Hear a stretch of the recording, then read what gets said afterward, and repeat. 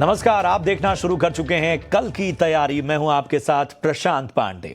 एक ऐसा शो जहां पर हम आपके सामने रखते हैं आज के बाजार का पूरा ब्यौरा, हर सेक्टर और तमाम एक्शन जो आज मार्केट में रहा है उसके बारे में आपको पूरे सिलसिलेवार ढंग से बताते हैं ताकि आपको मार्केट की पूरी क्लैरिटी मिल जाए और इस आधार पर कल के बाजार में किन सेक्टर्स पर आपको निगाह रखनी है, इंडेक्स पर आपकी रणनीति क्या होनी चाहिए, ये हमारे साथ दिग्गज एक्सपर्ट जो जुड़ते हैं वो आपको बेहतर तरीके से बताते हैं। यही नहीं, एक बड़ा हिस्सा आपके सवालों का भी हम इसमें शामिल करते हैं और आपको सबसे पहले वो तौर तरीके बता देते हैं जिसके जरिए आप अपने सवाल हम तक पहुंचा सकते हैं। तो सबसे आसान तरीका तो यही है कि आप YouTube पर लाइव कमेंट करके और सोशल मीडिया पर हमें भेज सकते हैं, लेकिन ज़्यादातर सवाल हम YouTube के शामिल करते हैं। लेकिन कल की तैयारी में ऐसा है कि आज जो आप सवाल हम तक पहुंचाएंगे उसके जवाब हम कल देंगे, यानी सोमवार को जो आपने सवाल पूछे थे उसके जवाब की उम्मीद आज आप कीजिए। उनमें से चुनिंदा जो आपके सवाल हैं उनको छांटकर हम उनके जवाब एक्सपर्ट से लेने की कोशिश करेंगे। इसके अलावा मार्केट पर भी रणनीति बताएंगे और एक खास सेगमेंट के जरिए, आखिरी सेगमेंट के जरिए हम आपको बताएंगे कि आखिर कमाई के मौके कहां बन रहे हैं। तो ये है पूरा खाका इस शो का। इससे पहले कि मैं परिचय कराऊं अपने दोनों ही एक्सपर्ट का, जरा बाजार को एक निगाह डाल लेते हैं। तो मार्केट में आज देखिए निचले स्तरों से हमें साफ तौर पर रिकवरी देखने को मिली। 24,600 के ऊपर जो है वो बाजार बंद होने में कामयाब रहा। बैंक निफ्टी देखिए 53,550 के पार जाता हुआ साफ तौर पर नजर आया।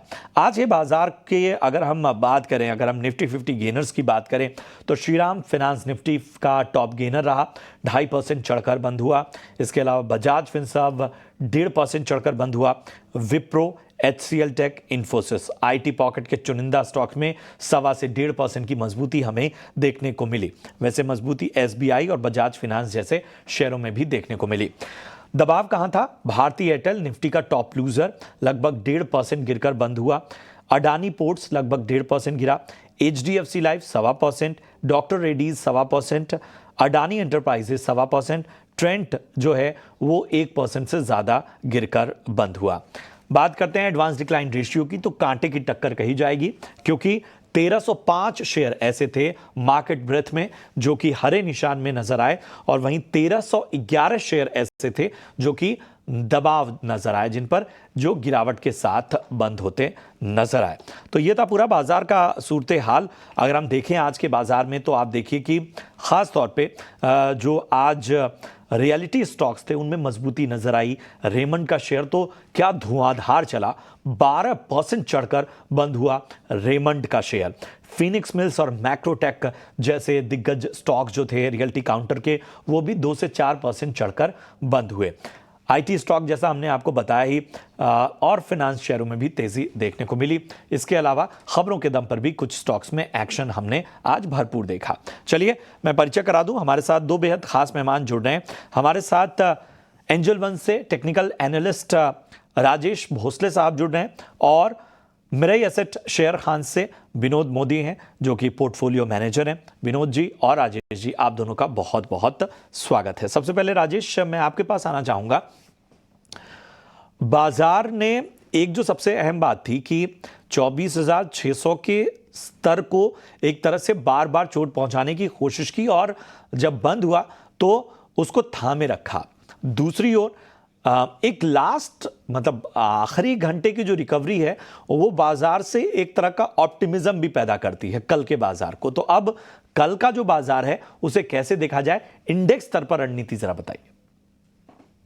जी नमस्कार प्रशांत जी। डेफिनेटली अगर आप लास्ट 3 सेशंस को देखें तो मार्केट 24,600 के आसपास क्लोज दे रहा है। मॉर्निंग में हमने देखा था कि मार्केट में प्रॉफिट बुकिंग थी बट लोअर लेवल से काफी अच्छी बाइंग आई है एंड ये काफी एनकरेजिंग है। ये बता रहा है कि 24,500 के आसपास काफी अच्छा बेस बना है। 24,400 24,500 अगर आप देखें तो 50 डे और 89 EMA का काफी अच्छा कॉन्फ्लुएंस जोन है। तो कोई भी डिप आता है 24,500 24,400 के रेंज में तो बाइंग करनी चाहिए। अगर आप कल के बारे में बात करें तो जिस तरीके तरीके से मार्केट में लास्ट आवर में ट्रैक्शन दिखा है, मैं एक्सपेक्ट कर रहा हूँ कि मॉर्निंग सेशन में 24,700 24,750 मार्केट में देखने को मिल सकता है। तो यहाँ पे थोड़ा सा वॉच करना होगा, क्योंकि थ्रू आउट द वीक 24,750 एक हर्डल के जैसा ऐड किया है, तो मॉर्निंग सेशन में इन लेवल्स को टेस्ट कर सकते हैं। वहाँ पे वापस देखना होगा कि मार्केट कैसे रिएक्ट करता है। ठीक है, तो एक तरह से आपको अहम रणनीति के तहत बाजार को देखना होगा। चलिए विनोद, मैं आपके पास आना चाहूँगा। अब कल जब बाजार मतलब आज के क्यूज़ अगर हम देखें, आज की अहम बातों को देखें, खबरों को देखें, इन सारी चीज़ों को देखें, तो कल के बाजार में अगर किसी एक सेक्टर पर या कुछ सेक्टर्स पर दाम लगाना हो तो आपके रडार पे वो कौन से सेक्टर होंगे? धन्यवाद प्रशांत जी। जहाँ तक सेक्टर्स, कौन सी सेक्टर्स इनमें परफॉर्म कर सकती है आने वाले दिनों में, मेरा मेरा मानना है कि पूरा अगर स्ट्रीट को देखे या तो वो पूरा ये दिसंबर क्वार्टर का नंबर को फैक्टर इन कर रहा है कि दिसंबर क्वार्टर के नंबर में जहाँ ये समझ में आ रहा है कि जो निगेटिवली सरप्राइज नहीं करेगा वहाँ इन्वेस्टर्स जा रहे हैं क्लियरली। जैसे कि हमने पब्लिक सेक्टर बैंक्स को आज देखा, रियलिटी सेक्टर में आई, क्योंकि इन सेक्टर्स में देखिए ओवरऑल जो प्री बुकिंग है उसमें तेजी आई है। एसेट क्वालिटी का जो कंसर्न जो पिछला क्वार्टर में दिखा था वो अभी इस क्वार्टर में दिखता हुआ नहीं नजर आ रहा है। तो मुझे लगता है ये जो चीज है, एट द सेम टाइम जो फेस्टिव रिलेटेड जो स्टॉक्स है जहाँ पे अच्छा सा वॉल्यूम या ट्रैक्शन दिखता है वहां पे स्टॉक कर रहे हैं, खासकर मान्यवर। ये सब देखें, मान्यवर जो जीएसटी का जो जिस दिन आया था कि प्रपोजल की वो बढ़ा दिया जाएगा, उसके बाद जो गिरावट के बाद फिर से रिकवर की है, तो मुझे लगता है आने वाले समय में ये सारे स्टॉक ही फोकस रहेंगे। तो सेक्टर वाइज मैं बोलूँ तो रियलिटी, ओवरऑल फाइनेंशियल स्पेस, खासकर public sector bank and select आप बोल सकते हैं जो अदर पीएफएसआई एंसिलरी स्पेस है, चाहे वो एएमसी हो गया या फिर सीडीएस है जैसे स्टॉक्स है, वो सब आपके फोकस में रहने वाले हैं। ठीक है, तो इन सेक्टर्स पर खास तौर पर निगाह रखिए। चलिए अब बिना देरी के आपके सवालों को शामिल करते हैं। राजीव कुमार का यूट्यूब पर सवाल आया हुआ है, कंसाई नेरोलैक पे राय जानना चाहते हैं। इन्होंने 246 के भाव पे खरीदारी की है कंसाई नेरोलैक में और 600 शेयर इनके पास है। यहाँ पर मुनाफा बना रहे हैं। तो राजेश, क्या राय होगी नेरोलैक पे? देखिए, आज कंसाई नेरोलैक में काफी वॉल्यूम बेस्ड सेल ऑफ देखने को मिल रहा है, एंड एक्सपेक्ट कर रहा हूँ जो रिसेंट स्विंग लूज है अराउंड 250 के आसपास, तो वो रीटेस्ट हो सकते हैं। एंड अगर 250 लेवल्स भी ब्रेक होता है तो एक मेजर ब्रेकडाउन स्टॉक में देखने को मिल सकता है। तो अभी फिलहाल स्टॉक का अंडरटोन नेगेटिव है, lower top lower bottom formation देखने को मिल रहा है। एंड जिस तरीके से आज स्टॉक 3.5% डाउन था विथ वॉल्यूम्स, तो फर्दर वीकनेस एक्सपेक्टेड है। तो सलाह होगी प्रॉफिट में है तो बुक करना चाहिए। लोअर लेवल्स में वापस 240 के जोन में आता है तो वहां पे एंटर कर सकते हैं। अभी फिलहाल के लिए प्रॉफिट बुक करना बेटर रहेगा। प्रॉफिट बुकिंग की सलाह आपको यहां पर मिलती हुई। धीरेन्द्र सिंह का सवाल यूट्यूब पर आया है, उनके सवाल को शामिल करते हैं। अडानी विल्मर पर राय जानना चाहते हैं। अच्छे स्तरों पर अडानी विल्मर में इन्होंने खरीदारी की है, 290 के भाव पे 300 शेयर लिए हुए हैं। बताइए विनोद जी, अडानी विल्मर 290 के भाव पे मुनाफा तो हो रहा है, क्या बटोर लिया जाए या आपको लगता है कि अभी पोटेंशियल बाकी? ये ओवरऑल पूरा अगर ये कंज्यूमर स्पेस को समझे, खासकर एफएमसीजी या एडिबल स्पेस में, तो जिस हिसाब से कल गुजरात का गोदरेज कंज्यूमर्स का जो डेटा आया, उसमें जो मैनेजमेंट का जो आया था commentary overall mid of quarter, वो इनकरेजिंग नहीं था, जिसके कारण ओवरऑल पूरा पैक देखे तो गिरावट आई थी। मुझे लगता है ये जो ट्रेंड है ये शायद कंटिन्यू रहेगा, क्योंकि टिल द रिजल्ट टाइम, खासकर अडानी विल्मर की बात करें तो फंडामेंटली ये हमें उतने इनकरेज नहीं करते। रीजन इज क्वाइट सिंपल कि इसका बिजनेस मॉडल हमें कुछ कंपेयर टू जो दूसरे स्टॉक से थोड़ा वीक लगता है, जिसके कारण इसका अगर मार्जिन को देखें तो काफी सिंगल डिजिट में ही रहा है और आने वाले समय में भी मार्जिन में बहुत बड़ा इंप्रूवमेंट की गुंजाइश नहीं की जा रही है। At the same time valuation का अगर मैं बोलूँ तो वैल्यूएशन जो है वो भी कंफर्ट नहीं देता है। तो हमारा व्यू अडानी विल्मर में न्यूट्रल है। अडानी विल्मर पर न्यूट्रल रुख फिलहाल नजर आता हुआ। चलिए बढ़ते हैं आगे। धर्मेंद्र यादव का सवाल लेते हैं। अडानी टोटल गैस पे राय जानना चाहते हैं। 690 के भाव पे इन्होंने खरीदारी की हुई और ये भी मुनाफे पे हैं। बताएं राजेश, अडानी टोटल गैस 690 की इनकी खरीदारी। देखिए, रिसेंटली लास्ट 2 वीक पहले काफी अच्छा ट्रैक्शन देखने को मिला था।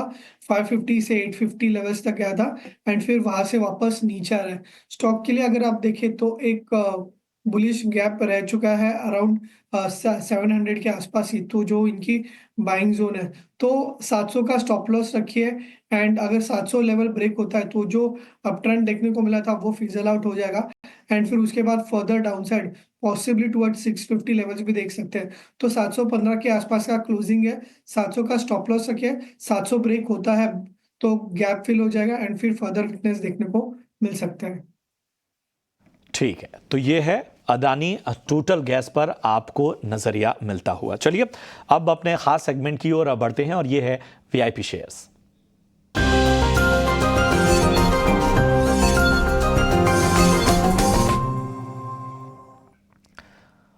तो सबसे पहले विनोद, मैं आपके पास आना चाहता हूं, बताइए वीआईपी पिक के तौर पर आज आपकी पसंद क्या है? आज का हमारा फंडामेंटल पिक टाटा मोटर्स रहेगा with target price of 1099 in 1 year basis.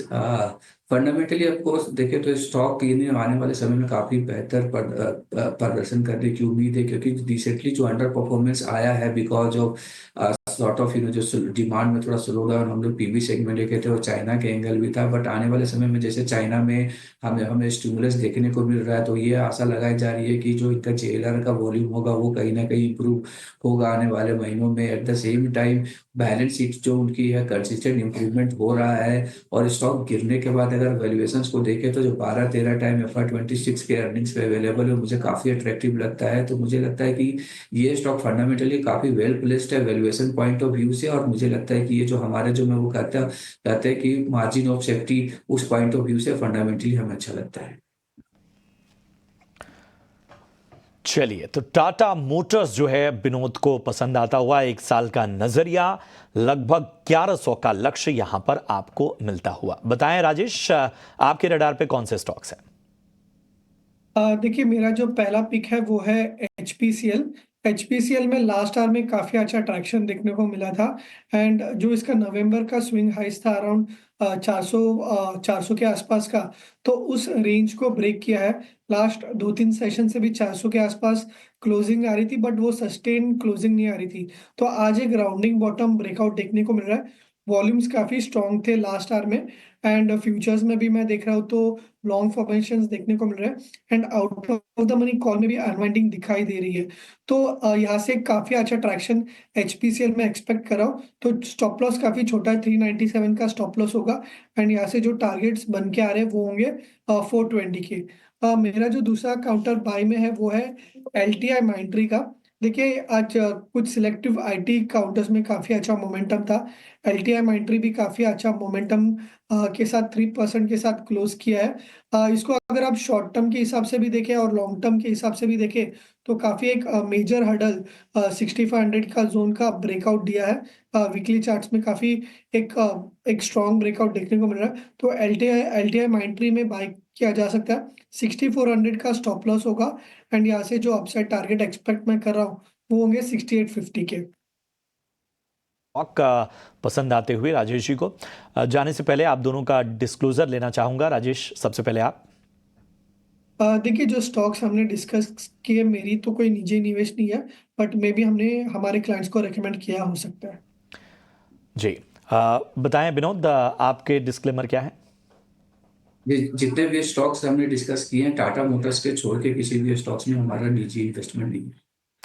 शुक्रिया करेंगे इस अहम रणनीति के लिए, निवेशकों का मार्गदर्शन देने के लिए और इसके साथ ही बाजार पर रणनीति बताने के लिए आप दोनों ही हमारे एक्सपर्ट्स का।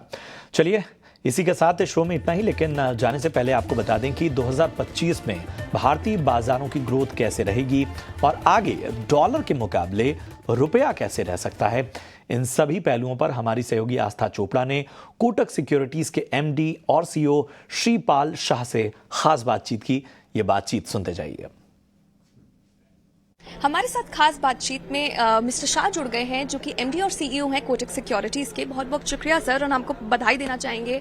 मार्केट आउटलुक के इवेंट में हम हैं जो कि बहुत ज़रूरी रहता है इन्वेस्टर्स के लिए भी और जनता के लिए भी। अगर हम बात करें तो सबसे पहले हम जानना चाहेंगे आपका ब्रॉडर पर्सपेक्टिव क्या है मार्केट आउटलुक के लिए। जब हम 2025 में जा रहे हैं तो क्या एक्सपेक्ट कर सकते हैं और किससे बचना चाहिए? थैंक यू आस्था। देखिए लास्ट ईयर हमने देखा है कि स्टॉक मार्केट ने बहुत अच्छा रिटर्न दिया है। इन्वेस्टर ने लार्ज कैप में and mid cap and small cap में और ज़्यादा रिटर्न कमाए हैं। सो रिटेल इन्वेस्टर्स इक्विटी मार्केट के लिए बहुत अट्रैक्टिव है। जैसे हम नेक्स्ट ईयर में जा रहे हैं, हम ये बता रहे हैं कि थोड़ा कॉशियस ऑप्टिमिज्म रहना जरूरी है एंड थोड़ा रिटर्न एक्सपेक्टेशन मॉडरेट करना जरूरी है, बिकॉज हर साल इतनी ज़्यादा रिटर्न की एक्सपेक्टेशन नहीं होनी चाहिए। इंडिया का फंडामेंटल स्टोरी इंटैक्ट है, but there are headwinds that India has to deal with, like inflation and GDP growth. वो थोड़ा Q2 में हमने थोड़ा देखा है कि थोड़ा इम्पैक्ट हुआ है, बट Q3 एंड Q4 में गवर्नमेंट एक्सपेंडिचर बढ़ाने वाली है, उसकी वजह से वापिस से जीडीपी ग्रोथ पिकअप करेगा। सो हम उसके बारे में बहुत पॉजिटिव है एंड इसके हिसाब से हम ये मान रहे हैं कि इंडिया में लॉन्ग टर्म इन्वेस्टमेंट कंटिन्यू करना चाहिए। You should stay invested into equity for the long term. Shivpal ji, हम आपसे ये समझना चाहेंगे कि सबसे पहले ये मार्केट आउटलुक कमोडिटी को कैसे इम्पैक्ट करेगा, क्रूड को नजर में रखते हुए, क्योंकि जियोपॉलिटिकल टेंशंस बढ़ रही हैं और अभी तक पता नहीं चल रहा है कि वो कितनी रिलैक्स होंगी।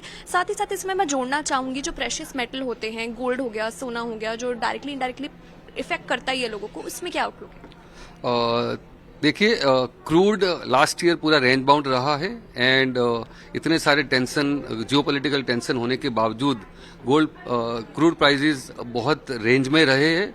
वो इंडिया के लिए बहुत अच्छी खबर है एंड हम ये मान रहे हैं कि ये जियोपॉलिटिकल टेंशंस भी थोड़े पैसिव हो रहे हैं and Chinese demand for crude oil is also going down.